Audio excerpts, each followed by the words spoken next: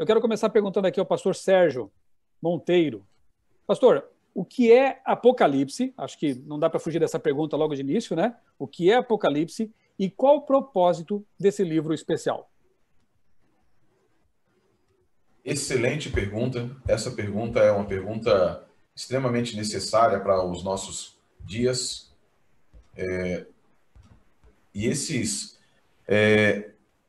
livros, chamados livros apocalípticos, o Apocalipse não surgiu do nada. Isso é interessante, porque assim, ele não é algo, embora ele seja a revelação de Jesus, mas ele faz parte de um contexto literário que é da chamada literatura apocalíptica. E o que é literatura apocalíptica, para depois nós entendermos o que é o Apocalipse e como o Apocalipse se diferencia dessa literatura apocalíptica. Apocalipse, em grego, quer dizer revelar, quer dizer revelação. Apocalipse, em grego, é um termo que descreve tudo aquilo que, de alguma certa forma, passa a ser conhecido que anteriormente não era conhecido. A literatura judaica, o contexto judaico no qual brotou o Apocalipse, primeiro século antes de Cristo, segundo século antes de Cristo, primeiro século da era cristã e segundo século da era cristã, viram multiplicar-se literaturas apocalípticas. O que são literaturas apocalípticas? São literaturas que revelam ou buscam revelar os mistérios de Deus ou os mistérios do plano de Deus na história. Na Bíblia, nós encontramos nós temos dois livros plenamente apocalípticos, são os livros de Daniel e Apocalipse, Apocalipse, né? Já é o próprio nome da. E nós temos pedaços de outros livros, por exemplo, nós temos o Apocalipse de Ezequiel, o Apocalipse de Isaías e o discurso apocalíptico de Jesus no capítulo 24 de Mateus. Se chama o Pequeno Apocalipse de Jesus. O que é que há de comum em toda essa literatura e como é que isso nos ajuda a interpretar e entender o Apocalipse de João?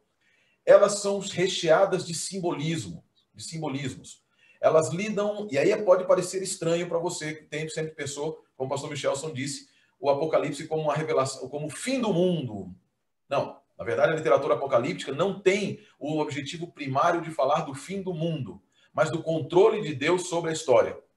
Isso é interessante. A literatura apocalíptica, quero indicar mais um livro para você aqui, que é um livro de um dos maiores especialistas em literatura apocalíptica, é a Imaginação Apocalíptica, uma introdução à literatura apocalíptica judaica, do J.J. Collins, John Collins, e ele fala aqui, na sua introdução, sobre o que é literatura, ele diz o seguinte, que o gênero apocalíptico é uma ideia, é uma classe de escritos cuja ideia principal é demonstrar que Deus controla a história. E que Deus controla a história sem necessariamente determinar a história. Esse controle de Deus não é determinístico, mas é porque ele se movimenta na história, fazendo com que os seus planos não conheçam delay e que os seus planos não conheçam frustração. O objetivo maior, então, da apocalíptica é prático. É dizer que Deus existe e que ele é o Senhor de toda a história. Como é que isso nos ajuda a compreender o livro de Apocalipse? E quais são as diferenças do livro de Apocalipse, dos apocalipses bíblicos para a apocalíptica judaica? A primeira delas é a seguinte, falando de diferenças primeiro. A primeira diferença da apocalíptica judaica, da apocalíptica cristã, mas não canônica, façam essa diferenciação. Existem os apocalipses canônicos, Daniel, pedaço de Ezequiel, de Isaías, um capítulo de Mateus, um ou dois capítulos de Mateus, e Apocalipse, e a não canônica. A não canônica ela é baseada também em muita alegoria, diferente de tipologia, diferente de simbolismo. Ela é muito baseada em alegoria, elementos que são vistos como fantásticos. Um exemplo é Enoque, no livro dos videntes, dos vigias, ou chamado Apocalipse de Enoque, ou Apocalipse de Baruque. Ele vai até o céu e encontra Metatron, e Metatron é um anjo, Metraton, é um anjo que tem 450 mil côvados de altura. Olha só que tamanho de pessoa. Né? E ele é aquele que revela os mistérios de Deus, e a revelação é feita não por Deus diretamente, nem tem o objetivo de Deus falar diretamente, mas apresenta batalhas de anjos, anjos que morrem, anjos que se irritam com o ser humano, anjos que desobedecem a Deus, mas não desobedecem a Deus e são punidos, anjos que para cumprir a vontade de Deus dão meia volta e fazem outras coisas que Deus não aceita. Isso é o que é uma característica marcante dos apocalipses não canônicos. O que é o Apocalipse e o que é que eles se assemelham com o Apocalipse canônico? O Apocalipse canônico ele tem um objetivo primário, que é o mesmo dos Apocalipses não canônicos, que é demonstrar o controle de Deus sobre a história, levando a história agora não do seu início, porque os Apocalipses geralmente não se preocupam com o início da história, se preocupam com algum ponto específico da história que é o seu início. É ali que está o início. Você não vai encontrar em literatura apocalíptica que volte lá para Gênesis. Ela não existe, não tem. O importante também não é que a partir do pensamento do tempo do profeta. Há um ponto específico que na mente de Deus, na mente da revelação, é o ponto de início. E esse ponto de início, a partir dali, ele vai nos descortinar o controle de Deus sobre a história através de símbolos, através de representação em miniatura, que é quando realidades históricas muito grandes são comprimidas e colocadas em formas que todos nós possamos entender ou não. E aqui um ponto importante, nem tudo é entendível de uma maneira clara, aberta, explícita, mas todas elas são captáveis. São captáveis. E esse descortinar vai ser num período em quase todos os apocalipses, começando com o livro de Daniel, o protótipo dos apocalipses, vão se descortinando, demonstrando Deus se movendo na história e levando a história daquele ponto até aquilo que em grego se chama escatom e na mentalidade judaica, apocalíptica judaica, chama olam rabá. O Apocalipse é, portanto, o gênero apocalíptico e os apocalipses, e aí vem o propósito do livro do Apocalipse, é nos mostrar Deus direcionando o seu povo, cuidando do seu povo e instruindo o seu povo em como viver nas várias fases da história até chegar no mundo vindouro, Apocalipse 22, que é a realização da promessa. Por último, e eu termino aqui, Apocalipse é todos os apocalipses, e principalmente, essa é a marca básica dos apocalipses canônicos, eles são a completa vindicação do caráter de Deus. É a revelação do caráter de um Deus que não ficou parado na história vendo o seu povo sofrer. Ele, ainda que em silêncio, trabalhou e direcionou e continua direcionando, e essa é a mensagem apocalíptica em direção a uma renovação de todas as coisas. Pastor Sérgio, só um detalhe, você mencionou aí o livro de Daniel. Então, quer dizer que é útil, faz bem conhecer também o que Daniel escreveu para entender o Apocalipse? É impossível entender o Apocalipse, e aqui um ponto importante. Muito obrigado por essa lembrança, pastor Michelson, porque é um ponto importante. O Apocalipse é conhecido, o Apocalipse de João, ele é conhecido como o livro mais judaico do Novo Testamento, junto com Mateus e Hebreus. E ele contém centenas de alusões, citações, até mesmo a sua estrutura literária, da qual se vai se falar daqui a pouco também. A sua estrutura literária ela é moldada de acordo com o pensamento da Bíblia hebraica, a maneira como a Bíblia hebraica foi feita. E ele contém paralelos e retoma temas que são extremamente importantes ou que deixaram de ser completamente explicados, tanto no livro de Ezequiel quanto no livro de Daniel, e principalmente no livro de Daniel. Dois exemplos, um de Daniel e um de Apocalipse. Em Daniel é dito que ele deveria selar o livro. Em Apocalipse nós vemos um livro que é selado e nós vemos um livro, vemos a figura do livro selado, mas nós vemos um anjo com um livro na mão que estava, e esse anjo diz que era um livro que era amargo, que foi doce na boca e que foi amargo quando foi consumido, digerido. Uma referência clara ao livro de Daniel. Um outro exemplo claro também, aí já do livro de Ezequiel, é a figura da árvore da vida, que dá seu fruto de 12 meses, todos os meses. Em Ezequiel, as folhas e os frutos também serão retomadas nessa mesma figura. O próprio figura do templo, de Apocalipse 22, a sua dimensão e etc., remontam a Ezequiel. Em outras palavras, você precisa ler o Apocalipse com os livros da Bíblia hebraica na mão, prestando atenção nas retomadas de diálogos e nas chaves interpretativas que o livro de Daniel, livro de Ezequiel, de Isaías e Zacarias nos proporcionam. E também o livro de Levítico, que pode parecer estranho. Livro de Levítico nos proporcionam para entender o Apocalipse. Muito bem. Eu, geralmente, quando estudo a Bíblia com alguém e uso o Apocalipse para estudar a Bíblia, na verdade, para estudar o Apocalipse, você tem que fazer uso de toda a Bíblia, praticamente, né? Eu costumo começar pelo começo e dizer, olha, revelação de Jesus Cristo, a qual Deus lhe deu para mostrar aos seus servos. Então, nesse verso 1 do Apocalipse, eu costumo falar da atitude com a qual temos que nos aproximar da palavra de Deus, especialmente o Apocalipse. Uma atitude de servo, de humildade, de dependência de Deus. Então, por isso, orar a Deus, pedir compreensão, e servo é aquele que obedece, coloca em prática. Então, não basta a gente ler, ouvir, e muitas vezes com uma atitude arrogante, apenas para querer combater pessoas, né? Nós temos que ter essa atitude humilde de pedir a Deus, Senhor, me ensina, para que eu possa colocar em prática isso que eu estou aprendendo. O pastor Sérgio falou que o Apocalipse é um livro... tem símbolos ali, né? tem linguagem metafórica, e agora eu quero perguntar então ao pastor Adriano, o senhor lá do canal Minuto Profético, por que o Apocalipse foi escrito realmente ali dessa forma simbólica, né? Contém símbolos, né? E como nós podemos interpretar esses símbolos? Porque, infelizmente, por causa disso, muitas pessoas acabam viajando na maionese, como se diz na gíria aí, né? Quando não entendem certos símbolos ou não se valem da Bíblia para interpretar esses símbolos. Então, pastor Adriano, ajude um pouquinho aqui a gente a entender essa questão. Por que o livro foi escrito em símbolos e como podemos entendê-los? Bom, pastor, eu acredito que o senhor falou senhor do canal para poder dar um equilíbrio entre vocês, né? Tá bom, vamos lá. Bom, gente, olha só, vamos começar, é até redundante, pelo começo. Eu vou compartilhar aqui na tela para vocês, para ficar bem didático aqui, o capítulo 1 de Apocalipse, tá? Vocês estão vendo aí na tela? Então, olha só que interessante, são detalhes, os detalhes que fazem a diferença. Então, você que é leitor, esteja atento aos detalhes, tá bom? Veja, eu já li várias vezes o Apocalipse, só que não faz muito tempo que eu atentei a esse detalhe. Então, tem coisas que a gente passa mesmo, mas vamos lá. Revelação de Jesus Cristo, que Deus lhe deu para mostrar aos seus servos as coisas que em breve devem acontecer, e que ele, olha só, enviando por intermédio do anjo, notificou a seu servo João. Notificou. Que palavrinha estranha, como assim notificou? Essa palavra aqui é a palavra no grego semaion. E onde ela se repete? Eu vou mostrar para vocês aonde ela se repete e ela vai te dar um significado melhor. Que negócio é esse de notificou ao seu servo João? Então eu vou descer aqui, para ficar mais prático para você.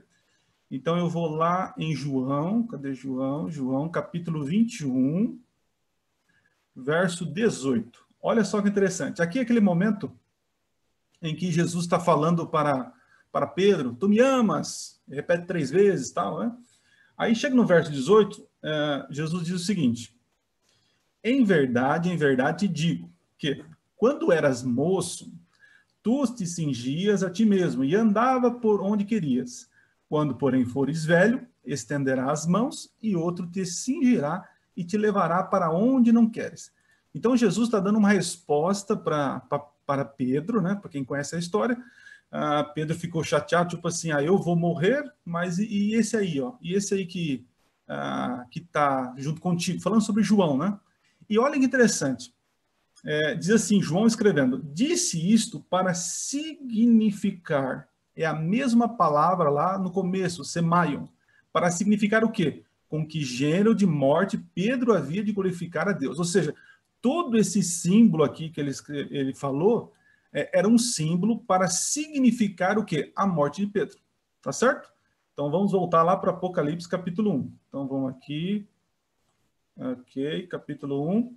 Então entenda, já no começo, o João já dá Jesus, né, já dá a tônica aqui, que um livro é um simbolismo para significar algo, entende? Então podemos já compreender que o livro já está dizendo para nós que é um livro simbólico, são símbolos. Agora vou para o segundo verso, para vocês entenderem um outro ponto importante, né? Porque foi escrito em símbolo. Primeiro que Deus quis assim, ok? E fez isso, eu vou explicar o porquê ele fez isso, mas olha só. Verso 2, o qual atestou a palavra de Deus e o testemunho de Cristo, quanto tudo o que viu. Agora vem outro princípio aqui que a gente precisa entender. João, gente, ele viu imagens, ele viu figuras, ele viu blocos de visões, né? Depois a gente vai falar um pouco mais sobre essa questão de blocos de visões. Mas entenda que quando João olhou para o céu e viu uma mulher vestida de sol, tal, ele viu realmente isso. Então ele não viu interpretações que nós hoje pegamos os símbolos e aí tentamos interpretar para chegar um acontecimento, uma profecia, a realização da profecia. Então, entenda que quando João estava lá na ilha de Patmos, ele realmente viu símbolos, tá certo? Deixa eu tirar aqui agora. Então, isso é importante. João, quando viu, ele viu símbolos. Nós, e hoje pegamos os símbolos, interpretamos para poder entender o que Deus queria revelar. Muito bem. Partindo desse ponto, entendendo que o Apocalipse ele é quase todo um símbolo, nós devemos levar, na maioria, como algo simbólico. Agora vem a pergunta, por que dos símbolos? E aí agora nós vamos começar a refletir um pouco aqui. Veja, Deus é o único que usa máscaras para se revelar. Guarda isso. Deus precisa se enfeitar ou se rebaixar, enfim, ele precisa, de alguma forma, se esconder para poder se revelar. Porque se ele revelar plenamente quem ele é, nós não suportaríamos. Então, por que Deus revelou em símbolos? Então, vamos lá. Primeiro, pela incapacidade humana de entender o futuro. Tá? Por exemplo, se eu perguntar para os meus amigos aqui, falar assim, gente, vocês podem me explicar, me descrever um rio vermelho com água doce e misturada com sal? Aí eles vão falar assim, mas como assim? Eu nunca vi isso. Então, veja, não é possível descrever aquilo que você nunca viu. Não é possível. Então, como que você faria isso? Você vai partir do conhecido para poder revelar o desconhecido, certo? Então, Deus trabalha dessa forma. Ele vai usar algo conhecido, principalmente do profeta, para poder revelar aquilo que não é conhecível, tá certo? Que é desconhecido para as pessoas. Eu lembro uma vez que um professor nosso, o pastor Rodrigo Silva, ele deu um exemplo muito importante, muito interessante. Ele diz o seguinte, imagina a gente pegar um índio de uma tribo, ele nunca teve contato com a civilização, a gente pega ele e leva ele, vou dizer assim, na 25 de março, tá? Levamos ele na 25 de março. Ele nunca viu civilização. E aí ele começa a olhar aquele monte de gente, camelô para todo lado, né? Ele olha, está passando o avião, ele olha os prédios, as luzes, as pessoas passando, gritaria. Aí a gente pega esse índiozinho e leva de volta lá para a tribo. E agora ele vai querer expressar aquilo que ele viu. Só que era a primeira vez que ele tinha visto. Ele não vai ter vocabulário, ele não vai ter verbetes, ele não vai ter condições de expressar aquilo realmente que ele viu, né? Então, o que ele faz? Ele vai agora partir do conhecido do povo para explicar o desconhecido. Então, por exemplo, ele vai falar assim que viu prédio. Mas como que ele vai falar algo que ele, para as pessoas que nunca viram um prédio? Ele vai falar assim, eu vi uma oca gigante. Está entendendo? Por exemplo, eu vi um helicóptero. Eu vi uma libélula, né? Uma libélula gigante. Sei lá. Então, entendendo? Deus é a mesma coisa. Pela incapacidade do ser humano de compreender o futuro, de entender as coisas eternas, Deus precisa se rebaixar ao nível do homem para poder se comunicar. E por isso que ele usa símbolos, tá certo? E nós temos vários símbolos no Apocalipse que de alguma forma, resume ou dão a entender aquilo que Deus tem reservado para o ser humano. Vou dar só um exemplo aqui. Vamos para a Nova Jerusalém. A Nova Jerusalém. Quando você vai em Apocalipse capítulo 21, você começa a ver uma descrição assim, meio estranha, né? Porque a cidade ela é o mesmo tamanho da largura, né? Da altura e da profundidade são iguais. É um caixote, é um quadrado. Aí os arquitetos hoje falam assim, nossa, mas como Deus é sem a criatividade, não? Uma cidade quadrada, um cubo, que coisa feia, eu faria melhor, né? E diz o seguinte, que essa cidade, as ruas são de ouros, os muros de pedras, aquela coisa toda. Veja, se a gente for pensar como João, e Deus sabia disso, sabia da sua limitação, quando Deus fala do tamanho, a gente percebe o seguinte, a Nova Jerusalém ela é fabricada de uma forma perfeita, ela possui ângulos retos, né? Por isso que nós temos ali o cubo, ângulos retos, perfeitos. Então, podemos entender o seguinte, a cidade que Deus tem preparado para nós, ela é perfeita. Quando a gente vê a questão das pedras preciosas, pode ser que tenha pedras preciosas? Pode ser, não tem problema quanto a isso. Mas entenda que a própria cidade, ela foi construída, segundo o que João revelou, né, de pedras preciosas. E para um judeu, para uma pessoa daquela época, aquilo que tinha valor monetário eram as pedras, né? Por exemplo, se você hoje der uma flor para sua namorada, beleza, ela vai amar. Mas se você desse flor no passado para sua namorada, ela te dá um tapa na cara. Fala, como assim? Por que flores para mim? Se seu amor resume a flores, elas murcham. Então, seu amor vai murchar por mim? Então, entende? Então, o que a gente dava naquela época? Pedrinhas preciosas, que significava amor eterno, né? E aí você entende o seguinte, Nova Jerusalém, ela é perfeita. Ela é fabricada, ela é construída com muito amor e ela é eterna. Olha que coisa linda, maravilhosa. Isso, João não tinha vocabulário para expressar para nós. Então, Deus, na sua infinita graça, revelou a João desta forma, que, ao nosso ver, já parece algo grandioso. Mas, gente, o que os olhos não viram, o que os ouvidos não ouviram, é o que Deus tem preparado para nós. Tá? Então, quando a gente fala em símbolos, primeiro a gente tem que pensar na questão da revelação. Lembrando, Deus, ele é muito mais além do que nós podemos compreender. Então, a sua revelação, ele vai ter que diminuir para poder expressar a sua vontade, a eternidade. É igual quando você vai contar uma história para uma criança. Né? Às vezes eu vejo pessoas, né, os adultos indo contar a historinha das crianças no momento de adoração, e aí eles vão lá, agacham do tamanho, fica do tamanhozinho da criança, e aí fazem aquela voz ridícula, né? Ai, bebezinho. Por que eles fazem isso? Porque eles querem rebaixar o nível da criança para que a criança entenda o que está sendo contado. Deus faz a mesma coisa conosco. Ele se rebaixa e chega a ser até ridículo para poder fazer se compreender. Entende? Então, os símbolos na Bíblia, eles são importantes, então, porque o homem, por causa da sua falta da compreensão do homem, o homem é limitado para compreender as coisas eternas. Segundo ponto, para a gente concluir aqui. O segundo ponto é questão de proteção.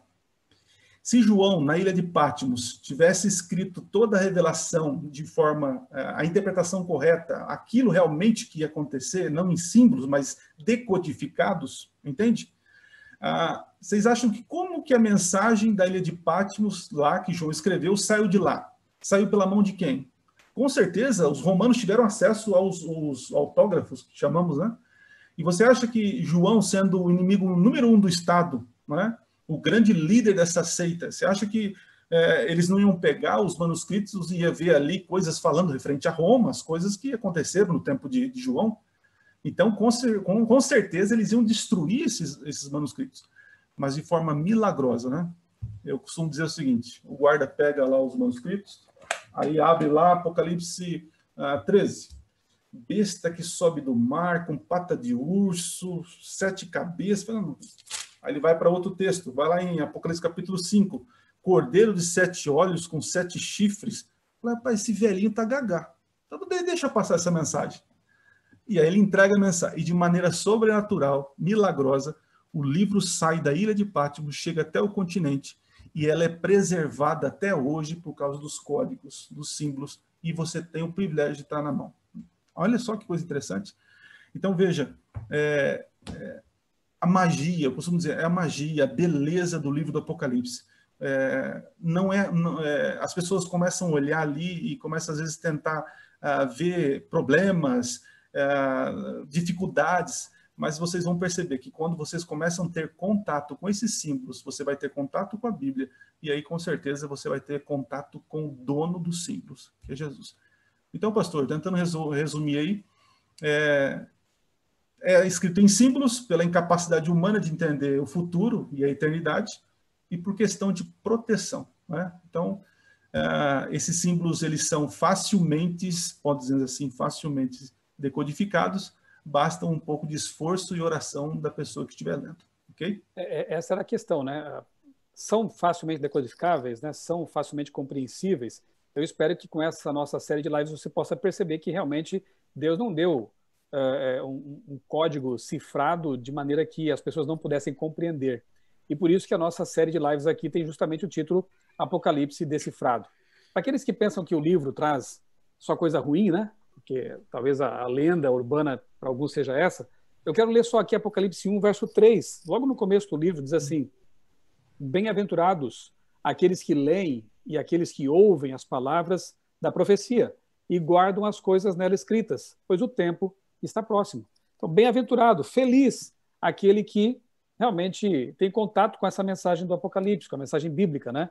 E eu estou feliz nessa noite porque você está com a gente e está tendo contato com essa mensagem aqui também. Pastor Eleazar. Michel, Oi, pastor Sérgio. Eu só fazer um comentário rapidinho, que é um dito, eu gosto muito disso, que é assim, quando nós lemos o Apocalipse, nós percebemos que o céu está interessado na terra.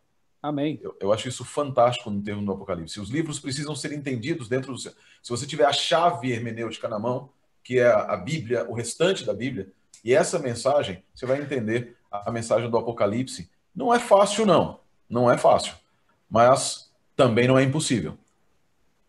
Pastor, eu tenho dito assim que as pessoas quando compram um carro novo, um eletrodoméstico, né, um computador, elas pegam o manual e leem, nem todas, né, mas algumas leem, querem saber como usar melhor aquele equipamento, como usar da maneira adequada. A Bíblia é o manual da vida, a Bíblia é o guia, né, é a lâmpada para os nossos pés. Se ela é o manual da vida, o mínimo que se espera de um ser humano que reconhece que Deus existe, que o ama e que o criou, é ler o manual, né, é saber como viver, é saber para onde vai, de onde veio, porque está aqui. Então, por favor, querido, dê mais atenção à Bíblia do que aos manuais de eletrodomésticos, de automóveis, né? Ou do que as coisas boas, eu estou dizendo aqui, veja só, né? Quem sabe um documentário, um livro, ok, é bom ler bons livros, né? Mas a Bíblia, ela tem que estar acima de tudo, né? Ela é a carta de amor de Deus. Então, por favor, se não tem ainda, desenvolva o hábito de lê-la todos os dias, de estudá-la, porque quanto mais você estuda, mais fácil fica a decodificação dos símbolos. Pastor Adriano. Eu esqueci de ler aqui um texto, né? Então, gente, eu vou até indicar para vocês essa obra-prima aqui da nossa igreja, Enciclopédia da Ellen White, tá certo? Pela CPB. Eu queria citei a Bíblia e queria citar também a nossa escritora aí. Ela diz o seguinte, no Grande Conflito, na página 8, olha só o que ela diz. Jesus velou a glória de sua divindade com as limitações da humanidade. No entanto, ele deve ser aceito por quem realmente é. Não apenas um ser humano, mas o divino Filho de Deus que se fez homem em sentido pleno. Da mesma forma, na inspiração das Escrituras, a verdade divina é colocada dentro das características da limitada linguagem humana, a fim de expressar as ideias divinas.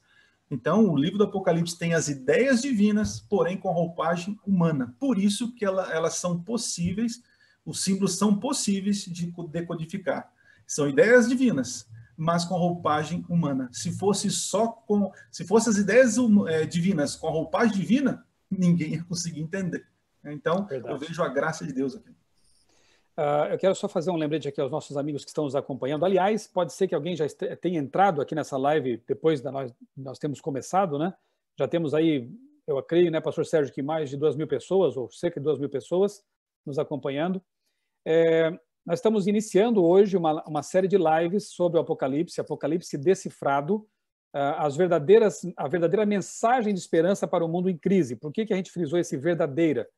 Óbvio, né? Porque tem muitas cortinas de fumaça por aí, muitas falsas interpretações, e a gente tem o objetivo, que foi buscado em oração, com humildade, de procurar esclarecer essas questões ligadas ao Apocalipse. Então, acompanhe a gente não só nessa live, mas nas próximas 4 lives que teremos, seguindo uma divisão, daqui a pouco eu vou falar um pouquinho sobre isso, nós vamos falar sobre isso, né? Seguindo a divisão lógica dos blocos do Apocalipse, não os capítulos em si, que se tratam de uma divisão artificial. Também vamos comentar daqui a pouquinho essa questão aí, tá bom? Mas, pastor Sérgio, você tem um recadinho aí para as pessoas de uma questão mais técnica, né? Caso haja aí, eventualmente, uma queda aqui da conexão, a internet por esses dias tem estado estável no Brasil. Exato. Não sei se no mundo é assim também. Muita gente em casa acessando a internet, enfim. Caso haja aí uma falha, uma interrupção, o que o pessoal pode fazer? Olha só, pessoal, vocês 2.100 pessoas já temos agora nos acompanhando na live, nos 4 canais, Deus seja louvado. Ontem vocês viram que até o YouTube caiu no mundo inteiro. Ontem foi algo tremendo, caiu no mundo inteiro. Caso aconteça de vocês perceberem que começaram a travar alguma coisa assim, ou até mesmo algum de nós cairmos, não se preocupem, nós utilizamos aqui, os 4 canais os 4 pastores estão transmitindo da sua própria, através do Zoom, mas através de um serviço que é chamado de simulcast. O que isso significa? Significa que nós mandamos as imagens de cada um dos computadores, ele manda a mesma imagem e esse serviço recebe, guarda e manda para o YouTube. Além disso, o YouTube também recebe de vários lugares, em servidores diferentes, e ele guarda para ter garantia da integridade da transmissão. Se cair, não desista. Aquele que está em pé, cuidado para que não caia. E se a live cair, cuidado para não sair. Fica aí, porque você vai poder ver depois, e você vai poder acompanhar. Caso eu caia, ou caso algum dos colegas caia, ele vai retornar e depois a sua fala vai ser retomada. Caso haja algum travamento aqui, vocês, às vezes fica aquela coisa, fica travando, né? Com a instabilidade da internet, fica travando, vai, não vai. Não se preocupem, quando depois você vai poder ver todos os pedaços que você, de repente, perdeu em algum momento. Graças a Deus, que ele dotou o ser humano de inteligência para nos proporcionar esse mecanismo fantástico de transmissão da sua palavra profética. Esse era o recadinho aí. 2.150 pessoas. Amém. Então, essa live ficará disponível depois nos 4 canais. Então, se você, quem sabe, perdeu o começo dela, você pode assistir depois, tá bom? Então, não esqueça, se um de nós aqui cair, essa queda não é definitiva. A única queda definitiva vai ser da Grande Babilônia, quando estudarmos esse assunto aí, né? Tá bom? Pastor Eleazar, do canal Fala Sério, Pastor. Pastor, engraçado que você é o mais sorridente aqui às vezes e o canal Fala Sério, né? Mas tudo bem. Fazer o contraponto, né? A gente já viu aqui o que é o Apocalipse, por que foi escrito em símbolos. Agora, não que o que já foi dito não seja importante, mas veja, ler o Apocalipse é o mais importante. Então, diga para nós, como devemos ler o Apocalipse? Ele foi escrito de que forma? Será que foi escrito assim linearmente, como estamos acostumados hoje a ler um livro comum? Começo, meio e fim. Ou um artigo, né? Começo, meio e fim. O Apocalipse foi escrito desse jeito? Como foi escrito? Então, como ler o livro do Apocalipse? Então, o livro de Apocalipse não foi escrito de forma linear, de maneira linear. Seria muito bom se a gente conseguisse pegar assim do começo, meio e fim, mas a Bíblia, ela, não se esqueça, ela não é um livro comum. Na verdade, a Bíblia não é um livro, a Bíblia é um conjunto de livros. E como trata-se de um conjunto de livros, nós temos gêneros literários diferentes, escrito em épocas diferentes, por pessoas diferentes, com limitações e capacidades diferentes. Você tem gigantes da oratória como Paulo, que escrevia e falava muito bem diversos idiomas, e pessoas simples como João, pescador, pessoas simples como Pedro, boiadeiros como Amós. Então, assim, a Bíblia, ela foi escrita por diversas pessoas, em épocas diferentes e com gêneros literários diferentes. Então, um gênero que é narrativo, ele não pode ser interpretado de maneira simbólica. Um gênero que ele é simbólico não pode ser interpretado de maneira narrativa. Então, veja, aquilo que o pastor Adriano e que o pastor Sérgio Monteiro já falaram, meio que prepararam o caminho para este momento. Eu quero começar no livro de Gênesis. O livro de Gênesis ele é um livro narrativo. Tudo que está ali são histórias reais, são fatos, ocorreram de verdade, aquelas pessoas, elas existiram.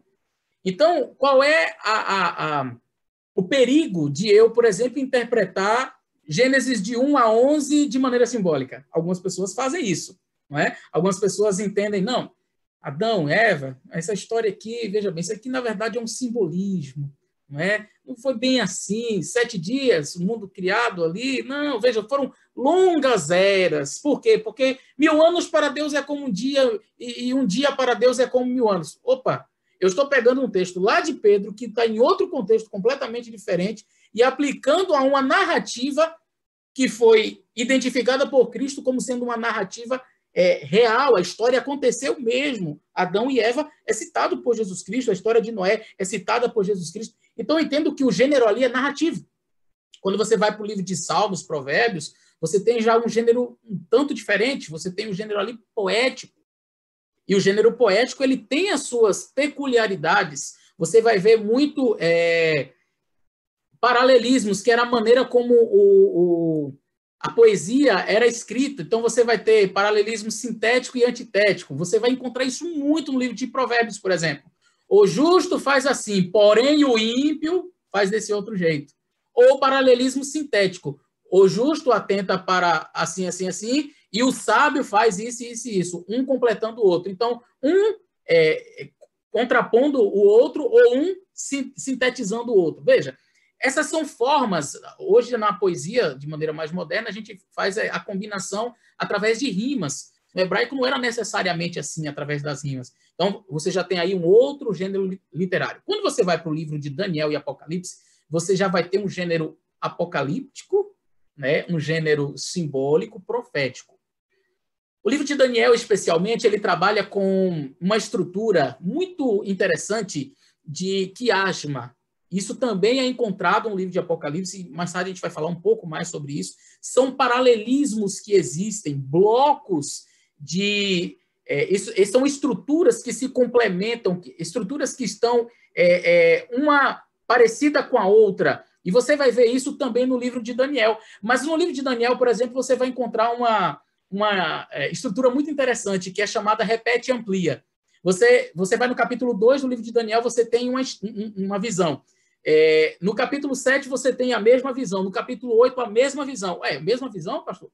É o mesmo assunto, só que é repetido com símbolos diferentes e ampliados. Então, você tem no capítulo 2 a estátua metálica, né? Ouro, prata, bronze, ferro, e barro e ferro.